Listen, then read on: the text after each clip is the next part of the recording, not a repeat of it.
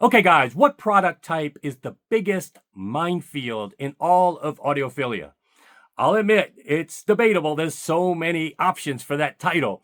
But in my experience, the one type of product that has the most chance of you spending a ton of money and getting almost no benefit, or in most cases, it could be worse, power conditioners. So that's going to be the topic of today's video, and a collaboration I'm doing with Gilbert Yeung to hopefully address that, all the issues that I found in the past, and solve it once and for all. Stay tuned.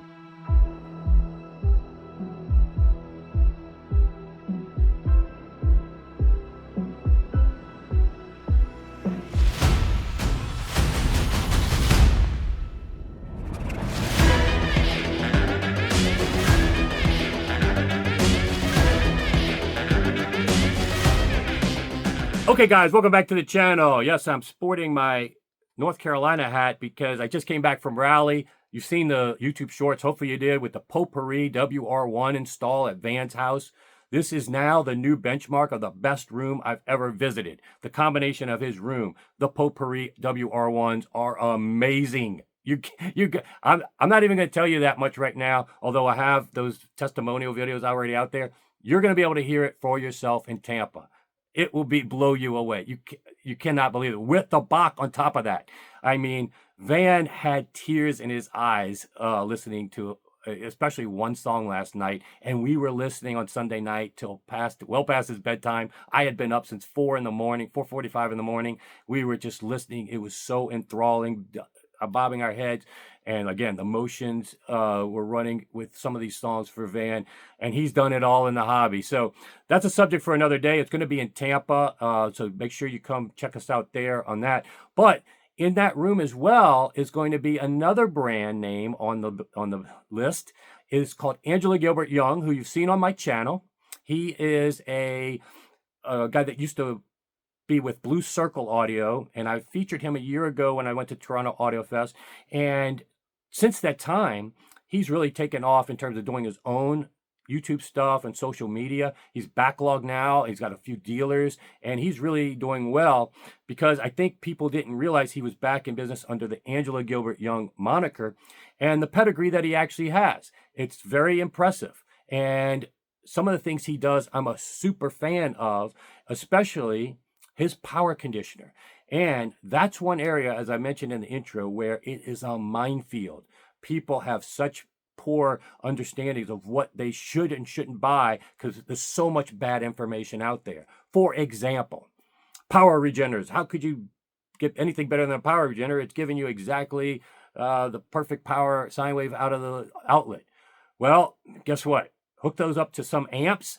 They don't like that. You're adding basically an amp. All a power regenerator is an amplifier with a fixed output instead of music. And so an amplifier with transformers in front of another amplifier, a lot of resistance and current, and some amplifiers do not like that at all. For other gear, though, a regenerator may be perfect. Low power tube amp, and let's say you're at a show condition and you're a vendor at a show where there's lots of voltage sags. A power regenerator may be the perfect solution in that instance. Isolation transformers, another case. You do not want to put a transformer in series with another transformer, i.e. in your amp. And you could argue that if you are hearing a benefit from some of these power conditioners, especially transformers and regenerators or even batteries, it's indicative not so much of poor power or the benefit of this power conditioner. It's an indication that the power supply of the gear you bought is not that good. Most power supplies are built really good in really good gear and can address almost any situation. That their power supply is a quasi power conditioner. That's what people don't realize. A lot of what you are buying is double in the power conditioner and your power supply of gear. And it's not necessary and sometimes even deleterious in terms of the impact. You're putting transformers in series with transformers. And this is something that I learned the hard way. But I've had meetings out at my house. We've brought things. It is so easy to hear how some of these things choke the power and provide negative results from a high cost. Now, Gilbert Yeung believes in parallel filtering, and that's one of the things I believe in. Nothing in series per se. But he also believes in giving you a lot for your money, the filtering to cover the entire frequency range. So many of these power conditioners, and I'll pop up one because he showed me one. I'll probably blur out the brand name, but you're spending over $3,000 and you get one capacitor. And even the type of capacitor, sometimes people use these audiophile capacitors for a power conditioner. These are not really meant for AC purposes. He's using ones that do not short if they blow, and they're rated for the exact purpose that he's using it for. And these are subtle things that some are going to go marketing. They're going to give you little lights and glitzy and make things look fancy under the hood. PCB boards, that's another thing he talks about. You don't always want to see a PCB board in a power conditioner because those traces are nowhere near the level of resistance and gauge is so much lower than what he does with his wire solder. The less resistance is what you want in a power conditioner. And what I had him do on top of his normal stock power conditioner is create the Audiophile Junkie version. I asked him, can you do some modifications just for me? And one of the main things I asked him to do was hardwire the power cord to the back. And I know a lot of you out there saying, oh my God, that's blasphemy, because we have to be able to change power cords and whatnot. Well, guys, he's going to agree with me because he did this. No questions asked after I said it, because that's what he would do himself, he said. But because the industry wants to play with the power cords, you have to put an IEC. But he's going to tell you exactly, you're going to hear it from him, that is the weakest link. I've been telling you guys, when you buy these cords, even cables, it's in the connector. If you're genuinely hearing a benefit and it's a short run, it's not so much the conductor. It's not so much the geometry. Yes, those can impact much longer runs because the LCR can change. But in most cases, if you are hearing a legitimate benefit in short run cables, it's because the company did a better job with the connection. And we even have that video with Jeff at Blue Jeans Cable measuring, just reseating your connectors, the type of connection. You can get measurable difference in the resistance. So getting rid of that IEC, which is the most common problematic area, where, in fact, I had a situation in my house with my Tesla charger. It almost it melted because the connection was not firm. It builds up heat. You're not getting the current flow, and it can actually be a reliability issue. So what Angel Gilbert Yeung and I have collaborated on is the safest power cord with the best. Well, it's also a Via Blue power cord I'm having him attach. It's an expensive power cord, but I want the best connection possible from the wall, the best conductors. I want that connection the best.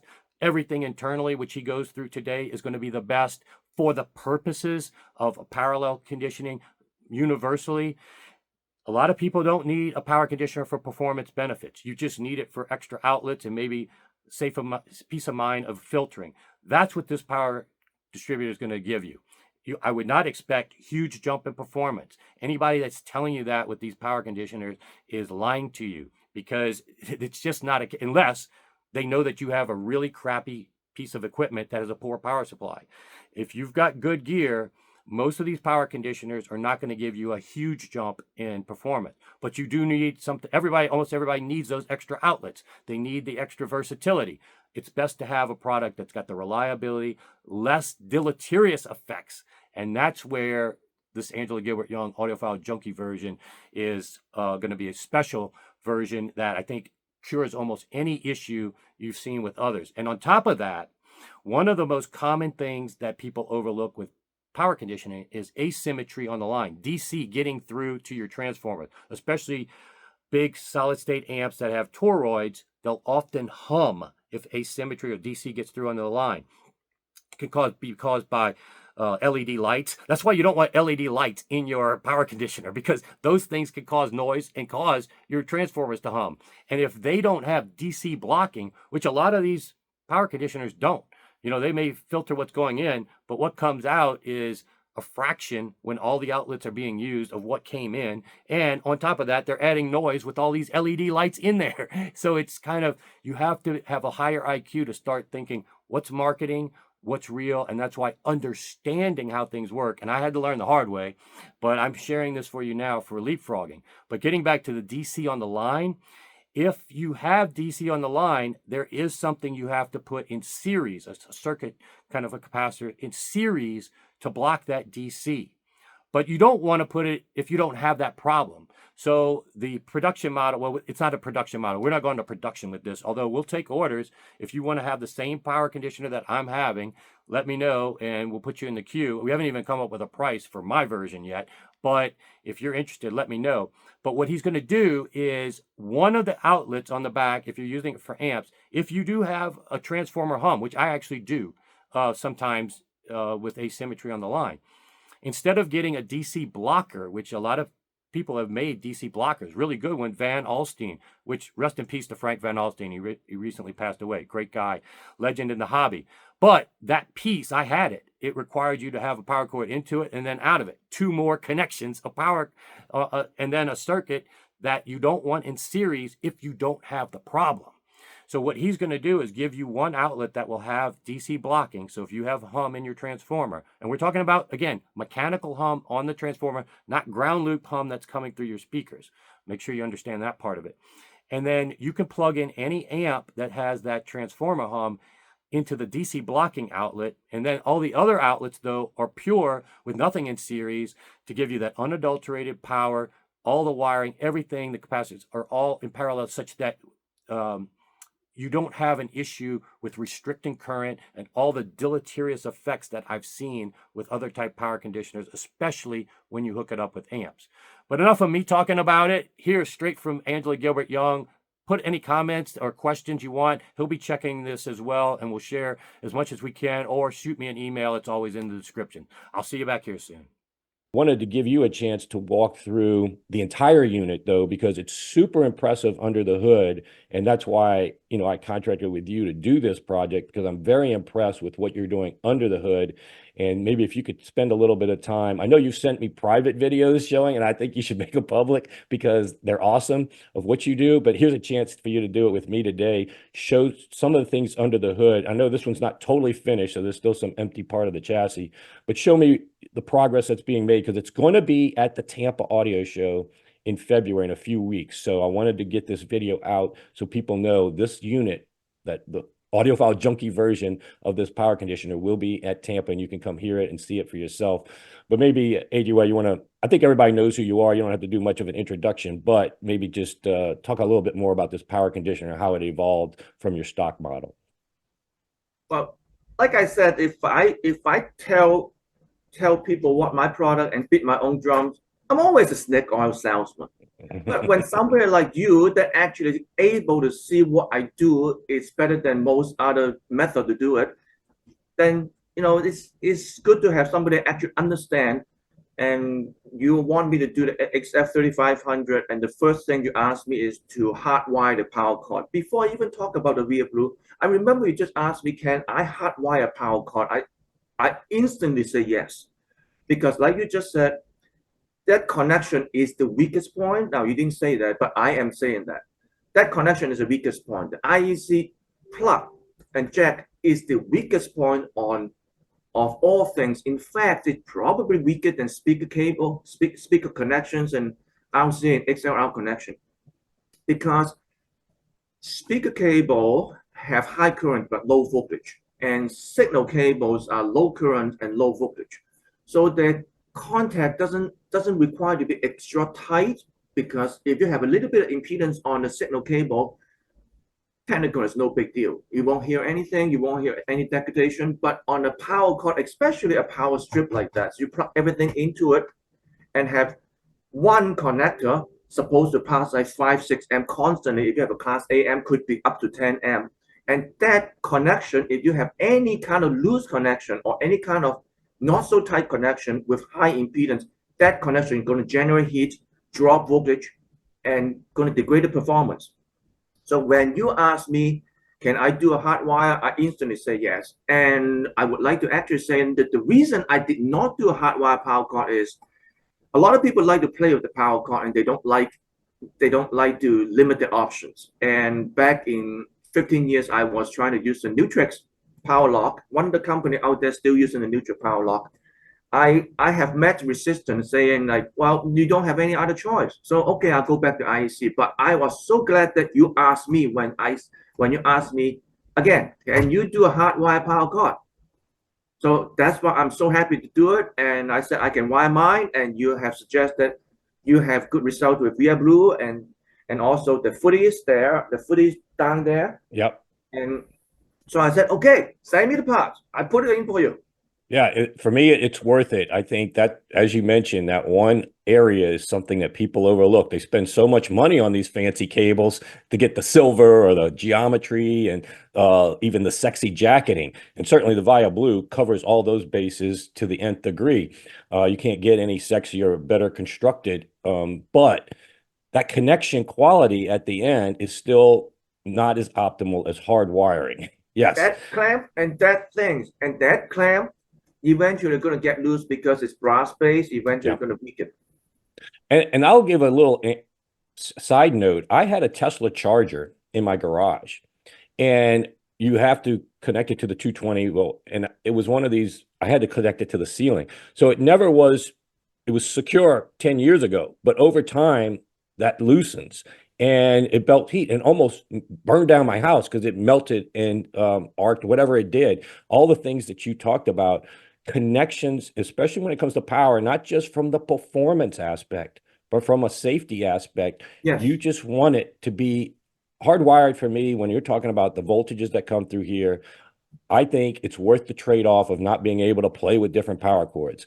So I chose the Via Blue. If you want to do the audiophile junkie version like this, we haven't talked about this being a production model, but contact AGY or we'll come up with a price if somebody wants to buy this version of it. Mainly what I wanted to do was just talk about the insides, even on top of the Via Blue that we modified, what's under the hood in terms of how you solder things. This is also about connection quality between the outlets. And we've seen, you've shown me other competing power conditioners that are quite expensive. You may get one capacitor and maybe some bus bars, maybe some decent soldering, but maybe go through what you got under the hood here and why you do what you do. Now I'm going to go back to one thing that you said, that we're not going to be in production version yet. Now I'm a one person with two hands, so nothing really production. So Yes, when right. we actually decide to go into production, so-called production, we're not going to have 10 units on the shelf. They won't even be, these are going to be one-off. You're going to have to wait for it to be done, and you're quite busy right now with your other projects. So I appreciate you fitting me in for this so that we could do it for the Tampa show. But guys, this is the kind of companies I like to do business. I don't mind waiting. People wait 8 to 12 weeks for a Bach. I don't mind waiting for this because it's bespoke. It's done by the right person. I'm talking to the designer. How many times you get to do that in this hobby? And the pedigree is there. The knowledge is there. And I think that's what I wanted to showcase today, a little bit more of the pedigree knowledge and quote engineering into this. So you maybe show a little bit more of the insides and what you do there. Yep, I'm going to show it. And that's the inside. It's also one of the reasons that we cannot stock anything on the shelf. So I'm going to lift it things and put it aside. So because of the big heavy cable, you know, this weird blue cable is almost as heavy as the unit itself. It is big. It's a beast. Let's look into this. Okay. Okay, this is the Via Blue cable and really thick rubber jacket. Now, I don't know how much we can zoom in. And I have sent some private video, and I also have done many video of the inside, and we have comments saying like, oh, that's homemade, oh, that's not audiophile, then why don't you use the clip and connectors? They're all good as a functional item. They are designed for mass production. They're designed for 100 and 200 and 300 units at a time. But what they are not able to do is when you have plastic connected internally, again, it's like your Tesla charger. Eventually going to get loose, and when you have high current going through, high impedance generate heat, and that's why it get hot, and hopefully it doesn't melt. But if you can look at any one of these joints that I have here, these are 12 gauge wire internally. Each individual duplex outlet, live and neutral, have dual 12 gauge, which mean 2 pieces of 12 gauge onto the filter. And these are multi-value capacitor, X2 capacitor. X2 is a safety cap that if anything goes wrong, it will open. It doesn't go short. It's designed to install on the AC power line. unlike some other audiophile cable and the company that I showed you, they only using their the capacitor rated at 630 volt DC. But even if they rated at 630 volt DC, they're not rated for AC power. So you can probably put 200 volt AC signal power through, but actually if you're trying to put it across live and neutral, that's a totally different thing. So that's why I choose to use X2 safety cap. And anybody can actually look up what X2 safety cap is on the internet, and it will tell you if anything goes wrong, it will open.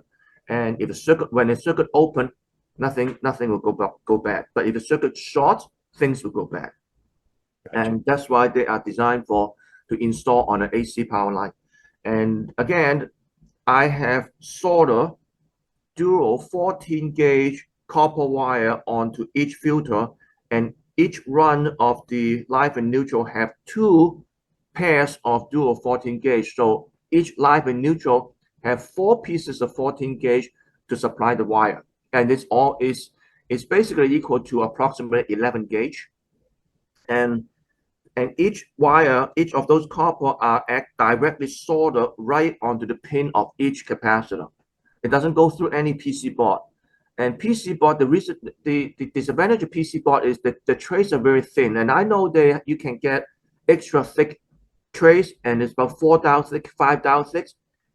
When you get up to that thickness, yes, you can get the same cross section, but you're still on a PC board, and the cost is going to be a lot more to make those PC board than actually solder this way. Now, unless we're trying to sell like 500 units, 1,000 units at a time, we might go for PC board at 5 dial thick or 6 dial thick. The normal PC board is actually like half a dial thick for signal. For AC, could be 2 dial thick. But if anything extra bigger than that, it costs a lot, costs extra a lot. So for the number of units that I built, even for the past 30 years, I prefer it this way. And they are mechanically wrapped by each individual pin of the capacitor, and then solder. And then after all done this, I test it for 1 day, and they will be all covered with silicone. And after the silicone is cured, excuse me, it will act like a double insulation. Yeah, I want to jump in real quick because we've talked about this in prior videos, but for people that haven't, your soldering technique, especially for things that aren't in the signal path, is very unique and very important. And I was impressed by it. You do not skimp on the solder. A lot of people think solder you want to use as little as possible, and probably people trained on solder are trained to do as minimal as possible. And maybe that makes sense for something in the signal path. But when we're talking about these applications, it's actually, you put so little, sometimes it turns into a quasi fuse because it's done. You don't have a really good connection and conductivity at all. You're very strategic in when you use solder, and sometimes liberally use it to create strong bonds and better conductivity. And that's something, a little subtle thing that you look under the hood. Yes, it looks neat. You got a PC board that looks fancy. That's actually not the best way. It's the best way if you're doing mass volume cheaply, get the best profit. It's not the best way to build it bespoke the right way. And that's what you're looking at under the hood. It's not a joke. And the silicone people think is a joke.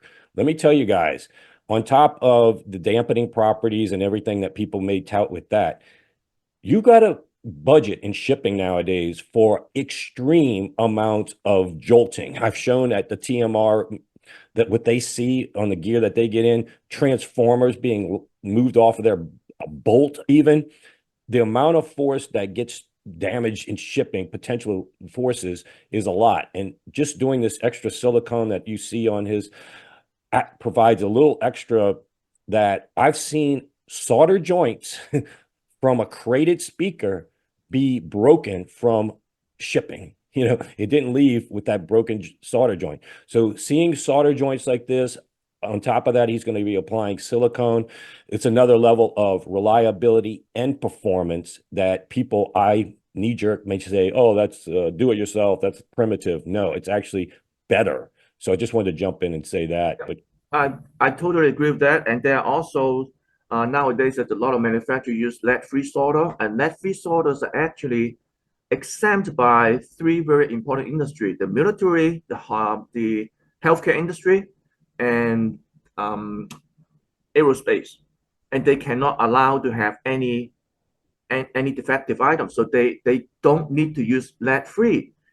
Now with lead solder is much stronger, but somehow that's they are part of the world that they don't like lead solder, but the lead-free solder are much weaker, and you can actually look it up, and that's why that three industry is not forced to use that, because they are very important in reliability. And when it comes to solder, I don't know, you can see this joint. I guess you can.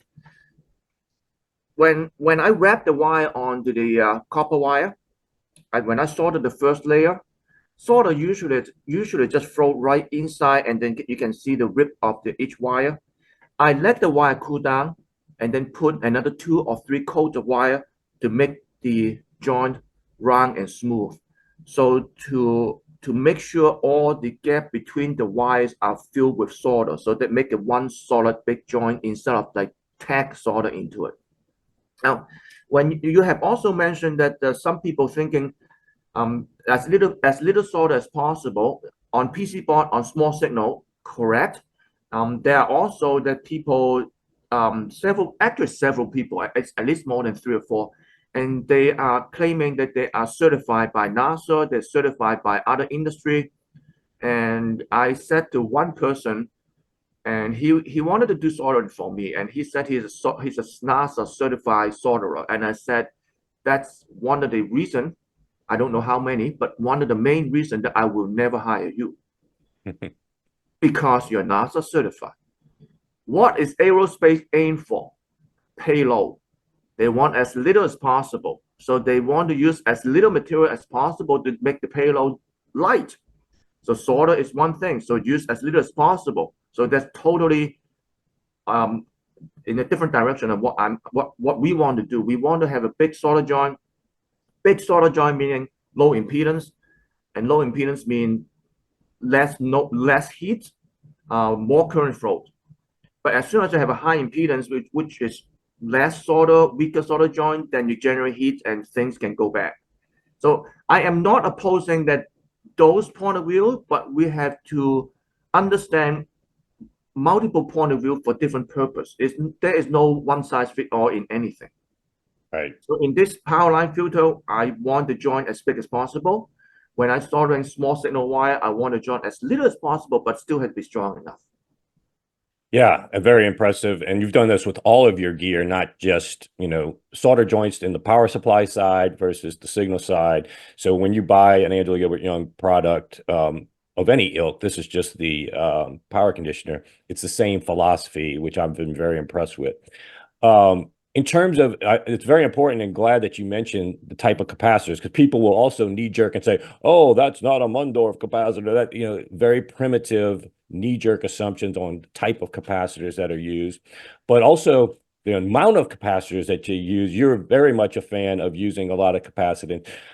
Maybe go into why you chose the amount of capacitance, how that helps with the filtering side that gives that performance benefits. Now, the amount of capacitance on the AC power line, there's a limit. And we don't want to reach that limit, even though the capacitance. Now, when you plug this unit in, if you use a normal AC power line power filter, you will probably measure a lot of power. But these are all capacitance, so the phase angle of the capacitor are almost 90 degrees, and therefore you're not really drawing any power. And several people have actually asked me, my meter showing me drawing at 6 amps. And I said, okay, if this unit actually drawing 6 amps, your unit should be warm. But it's not warm.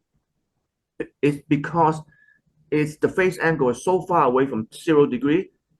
The meter is being fooled by the current that flow through. And it's not, you're not even drawing the power. It just drawing the no current flowing through. It's just voltage flowing through. That's a layman term. So your power meter will actually see a lot of power, but there is no current going through. Now, When we go to the type of capacitor, again, it's the H2 capacitor and the mount of capacitor, we can only go so far before you actually start to trip the circuit breaker. But when the power meter thinking about 6 amp, you can plug another 6 amp into it, and you are actually just drawing 6 amp of the amplifier drawing, not the 6 amp of the capacitor drawing. So you can actually put 6 amp, 10 amps, and it won't trip the meter. Now, the type of capacitor and the different size of capacitor, I have done the research and calculation of the combination of a different value size cap, and I find the right amount of the combination that actually work the best in covering the biggest, largest range of noise or frequency spectrum. And we want to go as low as possible, but no lower than 500 hertz if possible. But going to 1 kilohertz is difficult with pure capacitance base. But there are another way to do a power line filter is actually transformer, but the transformer actually choke the current. So there's a pros and cons on everything. So these are all capacitor and all in parallel, so it doesn't choke the current. But at the same time, with capacitor, we can filter higher frequency. And you see there's multiple caps and with 4 or 5 different value, and they lay out differently. The reason for that is to covering the widest range of frequency spectrum as possible. Now, like you have mentioned that some other company using 1 or 2 caps, and yes, that 1 or 2 cap per outlet or per receptacle can cover theoretically wide range of frequency, but you can't use just 1 cap to cover the whole range. You have to use multiple cap, and that's one of the reasons that back in the 80s and 90s, there's a company make a signal capacitor called multi-cap, and they were using this multiple small cap into a bigger case size to handle different frequency. Interesting. It's the same principle. Yeah, you talked about some very technical stuff there, but I think for the layperson to understand is like a capacitor is another word for kind of a filter in layman's terms. And yeah, some people will give you some level of capacitors, but it's also in parallel. It's not choking the current. That's another thing that people need to worry about, because I've tried a lot of power conditioners that either have a transformer in them or a lot of things in series. And just like we talked about the connection of the IEC, everything that's in connection ends up adding resistance. And when your gear needs that transient flow of electricity, sometimes you remove noise with these transformers and all this, but now you choke the current. And then your performance of the gear at certain demands is not as good as you thought. And I've had people over to my house where we brought some of these power conditioners over, and the amp does not like them. Amps especially don't like those transformer-based power conditioners. You don't want to put another transformer in front of another, because guess what? The amp has a transformer. So it's understanding these subtle nuances versus just arbitrarily saying, oh, that's a high quality transformer, it must be good. That power condition. No, you have to understand the application and subtleties that you have already understood, and the amount of capacitors are needed, the quality of capacitors, how they're connected. Everything in this may not look the fanciest, but there's a lot that went into designing this. And it's not a fancy PC board, which again, in this case is an advantage. And there's still more to be put in the box. You're just showing it to me now before you close it up and do some more stuff. But I just wanted to at least give people a little insight that just looking under the hood, there's some power conditioners that put an open lid and they got LED lights and all these switch mode power supply things and transformers. Could be fine. But odds are it's more to get you a perception visually than actual performance.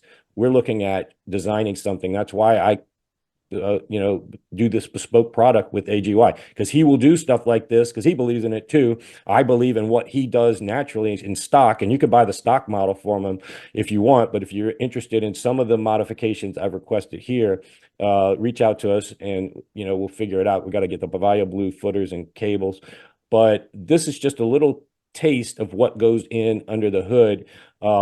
We'll maybe do something in the future. I'll have it at the Tampa Audio Show. We'll hook up amps to it show that it doesn't hurt the power. We're going to be using it in a big room, so we're going to be playing loud, over 100 dB in this room at certain points. So people are going to be able to judge the equipment and see it aesthetically. You want to show the faceplate; it's very attractive. Your faceplate on that. Okay, let me see. Turn this around. Yeah. And it's kind of difficult to see it in the camera because the reflection of the plexiglass edges is the subtle nuance that you can only see in real life. But yeah, what people don't understand, it's not one flat. It's actually three-dimensional. There's two layers to that. yep, at least two layers. Sometimes in the high-end model, I actually do three layers, and I have started to play with the light. And some of the custom models, the blue light is actually surrounding with red light. Okay, And yeah, red light is not really light; it's just one LED with reflective properties from the LED and the plexiglass, the edges of the plexiglass. yeah. So in terms of, yeah, under the hood, you may not like all this colored silicone or whatever chase profile AGY likes. Fine. Exterior wise, this faceplate is better than probably almost any, on an aesthetic metric, any power conditioner out there. Yeah, you're not going to get a clear top with some LED lights to kind of jazz up whatever, but I'm very impressed with the faceplate. It's professional. We even talked about, you and I talked about the quality of the on-off button, because that's important too as part of it. And you've got a big, high quality on-off button, part of the switch. Everything that you've done, with your stock model is well thought out. And that's why I was anxious to work with you directly in some minor modifications to get it to something I would be willing to even put my name behind in the future if we do offer this to the public. But I wanted it for my own purposes in my home. I wanted it to be used in the rooms where I'm going to be helping out at shows. You're going to be on the door of that room because you're supplying some of the stuff. So the Potpourri, the Bach, Margulis, Via Blue, and you got all are going to be in this major room in Tampa. So looking forward to that. Unfortunately, you can't make it down, but appreciate you showing us a little bit about it and also putting this as a priority to get out in time for us. Is there anything else you wanted to share about this or anything? Yep, one little last details. And since we talk about the LED, I want to tell everybody the LED in this unit. Most of the company would just put a dial on it and then LED. That's like a half-wave rectifier. I purposely put a full wave bridge rectifier, just like four dials instead of one dial. And the reason is if you put a single dial to cause a half wave rectification, it actually put DC on the power line. And when you put DC on the power line, it causes the transformer to ground. Now, LED 5 milliamp, 10 milliamp max, or sometimes even 1 milliamps. In this case, it's 4.8 milliamps. It's small, but are we in high-end audio? Are we trying to do the best possible? So if there is anything that I can do, it doesn't cost me a lot of money, doesn't cost me a lot of labor, I'll do it. That's actually a good point. Yeah. We don't know how many things that we do to improve, but we also don't know how many things that we say, oh, it doesn't matter.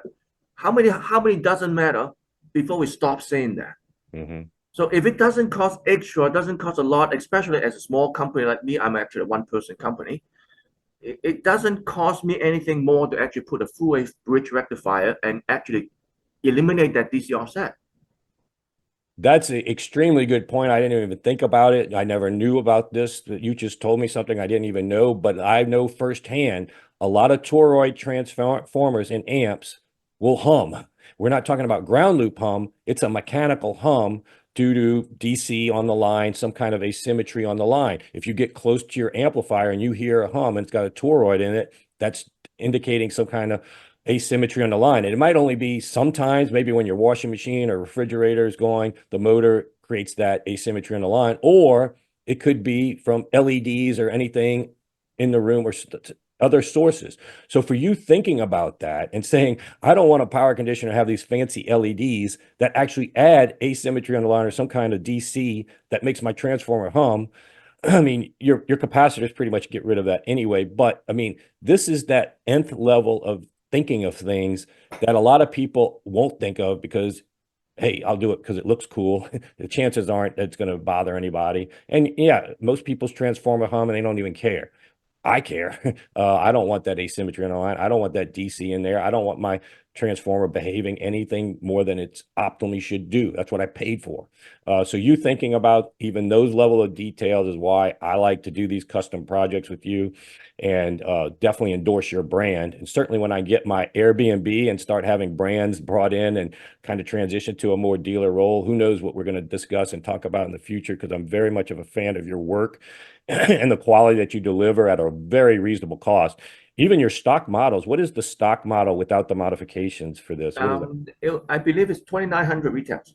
I mean, I can easily find far more expensive ones, power conditioners out there that do almost nothing, nowhere near the amount of capacitors, nowhere near amount of the labor, nowhere near the quality of that faceplate. It's just kind of a stamped metal that are charging far more and doing things much cheaper. So cheaply. So yeah, this is, I like to showcase this kind of stuff.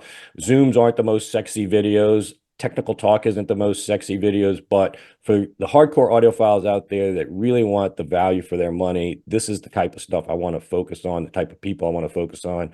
So thank you for doing this project for me. Thank you for sharing. And if anybody's interested as well, put a comment or send me an email, or you can reach out.